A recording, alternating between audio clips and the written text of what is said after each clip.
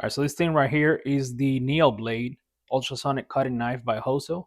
It was sent to me to review and to check it out, and it is, I have to say, is amazing. So it's packed full of features, starting right here on the front. This cap right here is a screwdriver that you can use to take out the blades. That's the blade right there. The function button to go ahead and hold it down to cut, or you can pull back to go ahead and continuously cut. Right here on the back, this is the battery, which you can buy multiple ones, and they also have like a charger for the batteries and such, which is pretty cool to have multiple ones in case you do need to go ahead and do a lot of cutting. It charges via USB-C, which the cable is included, thankfully, and it has a couple indicators right here: the light for the battery and for the blade when it is cutting. Now, in order to essentially turn it on, you see right here it is locked right now. If I flip it to on, tells you that it's on, like with the indicator light. And if you go the other route and you move it to the other side, then you can pull out the battery and go ahead and exchange it for a fresh one if you need to. So of course, if you're not using it, you want to have it locked. It has vents on the side for a fan that runs inside and keeps the actual device cool to the touch, so it doesn't get hot. So if you're using it, just make sure you don't block those vents and you're good to go.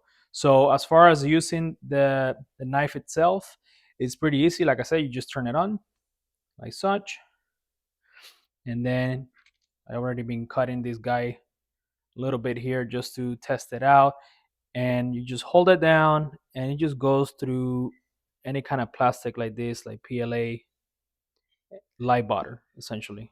As you can see here, it's just going through it. Go through the other side. It does come with different blades too, so you can have, I guess, pick the best blade for the job. Now it does vibrate about 40,000 times, I think, per second. So it does get hot if you're using it for a bit of time. They recommend that you don't touch it for at least a minute after cutting, just to make sure that everything is nice and cool there. But yeah, it cuts really, really nice. And this is without putting much effort at all, or not pushing it too far. So now these are the blades that it comes with, at least this particular model. As you can see there's a bunch of different types of blades. I guess for the different application, they have an extra screw here. Now this little screw driver, I guess you can call it, will work essentially for changing the blades.